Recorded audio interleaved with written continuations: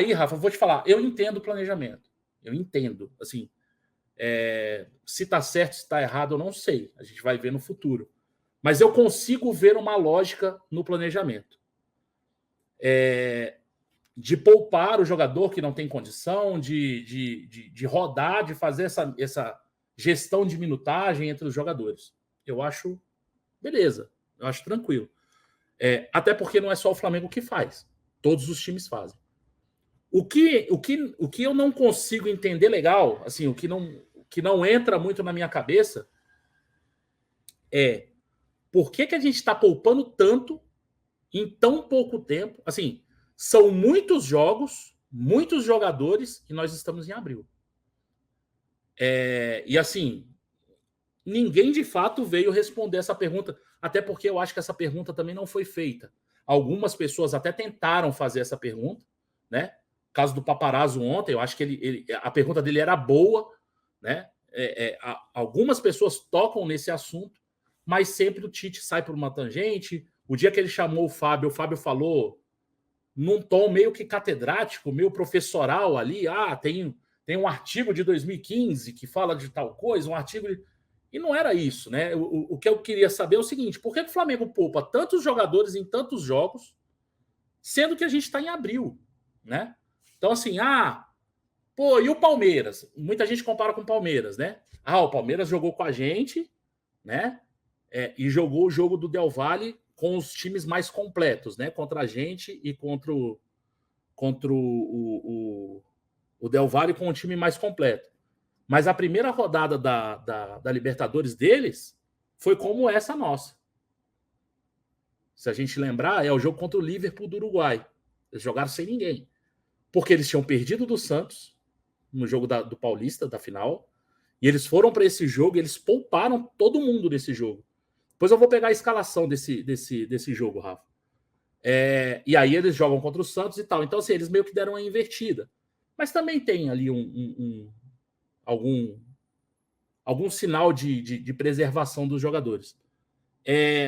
Aí o que me pega é isso, assim, a gente está poupando tantos jogadores em tantos jogos, por quê? É porque nos outros anos a gente não teve esse cuidado? Ou será que a gente vai ter o Juan 2.0? Falar, a gente está poupando agora, mas quando chegar lá no final, a gente vai estar bem, né? E ninguém fala muito isso, né? Então, assim, a gente fica meio que sem saber.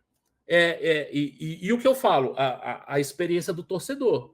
O torcedor vai para os anos anteriores e vê se isso aconteceu. E isso não aconteceu. Nem nos anos que a gente foi muito mal, como 2023, nem nos anos que a gente foi bem, como 19, 20, 22, que a gente ganhou a Copa do Brasil e Libertadores, apesar de achar que em 22 a gente faz um final do ano bem arrastado, né? A final contra o Corinthians já é bem sofrida na questão física. Mas, assim, é isso. Assim, eu vi que todo mundo está meio que pegando no pé por conta desse planejamento. Queria saber de você, o que você acha do planejamento até agora, né? Se a gente está certo, se a gente está errado, é meio complicado de falar, porque a gente ainda não viu o final disso, né? Mas se você vê uma lógica, um sentido nessa questão do planejamento em si, né? Vamos lá, por partes, né? Primeiro, eu acho que assim tem uma coisa que a gente tem que pensar também para começar a discussão. Há formas e formas de poupar. Nós estamos comparando, por exemplo, o que foi feito no jogo contra o São Paulo, que é tirar o Arrascaeta e jogar com Pulgar, Alan e De La Cruz, com tirar 7 jogadores ao mesmo tempo. Eu acho que existe uma diferença muito grande, porque assim, eu acho que também não dá para a gente fazer um grande caso toda vez que o Tite tirar um jogador, 2 jogadores. Porque aí é aquele rodízio silencioso, e como o Marcão bem lembrou, já que ele é o grande paradigma quando se fala de Flamengo. Era um rodízio silencioso que o próprio Jorge Jesus fazia, né? Esse time que todo mundo adora falar e lembra com muito carinho, né? Rafinha, Rodrigo Caio, Pablo Mari, Felipe Luiz, todo mundo sabe de cor. É um time que muitas vezes não jogou. Obviamente por questão de contusão, obviamente por questão de cartão também, mas também alguns jogadores foram poupados. E aí eu não estou falando só do Flamengo e Grêmio antes da final, não. Ao longo do campeonato que se desenrolava, alguns jogadores foram, sim, poupados, analisando também um contexto de um Flamengo que não jogava a Copa do Brasil. Inclusive, a Copa do Brasil já está para começar, tá, galera? Deixa eu só confirmar aqui, exatamente, é o próximo jogo. O Flamengo joga contra o Botafogo domingo e já começa a jogar a Copa do Brasil contra o Amazonas. Inclusive, vai ser muito interessante para a gente ver qual time vai a campo. Porque, primeiro, contra o Amazonas, se o Flamengo está poupando contra o Palmeiras, eu acho que não é para guardar força para enfrentar o Amazonas com todo respeito ao adversário. Se existe uma competição em que eu acho que o Flamengo deveria poupar, é na Copa do Brasil, sobretudo quando você enfrenta um time que tem seus méritos, mas que não é nenhum time da Série A. Mas então, vamos lá, galera. Primeiro a gente tem que falar do Carioca. E aí eu tenho mais perguntas do que respostas. O Marcão falou dos 11 do Bigode, né? Que hoje todo mundo sabe o time do Flamengo. Isso é bom. Isso significa que você tem um trabalho que tem uma certa regularidade, uma certa constância. Teria o Flamengo essa constância? Nós teríamos os 11 do Bigode na língua caso o Flamengo não tivesse jogado o Carioca de maneira sequencial? Ou rodando pouco o time? Será que o Flamengo já teria essa constância para começar o Carioca bem? Será que, apesar de ter usado, talvez, muita força no Carioca, o Flamengo não se beneficia disso nesse momento? Porque, vamos lá, o Tite chega no final do ano passado. Muita gente gosta de comparar, né, com o trabalho do Palmeiras, por exemplo, mas todo mundo esquece que o Abel Ferreira chegou no Palmeiras acho que em 2020. Ele já tem várias temporadas. O Tite tinha muito a construir no Flamengo esse ano.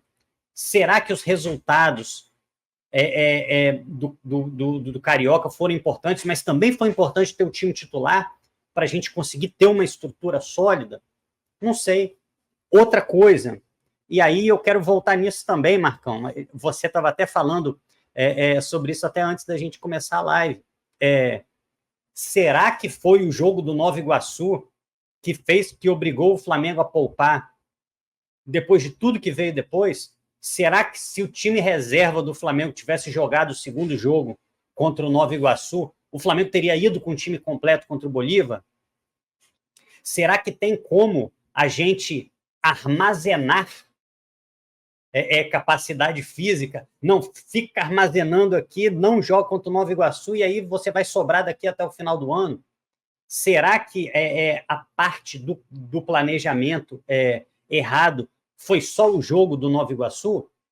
Talvez não. Por exemplo, talvez o Flamengo pudesse chegar agora, no início do Campeonato Brasileiro, com uma minutagem muito menor dos seus jogadores. Caso, por exemplo, abrisse mão do estadual.